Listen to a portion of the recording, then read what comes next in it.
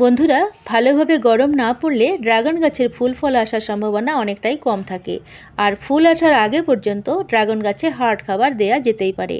তবে কয়েক বছরের পুরনো গাছের ক্ষেত্রে সাধারণত পাত্রটা খাবার দিতে দিতে মাটিতে ভর্তি হয়ে থাকে, তো নতুন করে আর খাবার দেবার জায়গা থাকে না। সেক্ষেত্রে কিছুটা মাটি এইভাবে খুঁড়ে নিয়ে সরিয়ে ফেলবেন। তাতে যদি দু একটা শেকড় কেটেও যায় তাতে কোনো ক্ষতি হবে না। তো এরপর এনপিকে 10-26-26 গাছের গোড়া থেকে 5 থেকে 6 ইঞ্চি দূরে দূরে আমি ছড়িয়ে দিচ্ছি। তো আবারও সাধারণ মাটি দিয়ে এই খাবারটা ঢেকে দিতে হবে।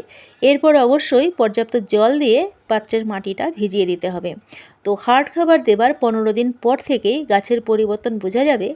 যদি সময়টা ফুল ফলের সিজন হয়ে থাকে তাহলে নতুন ব্রাঞ্চ এলে একেবারেই রাখা চলবে না, সাথে সাথেই ছেটে দিতে হবে।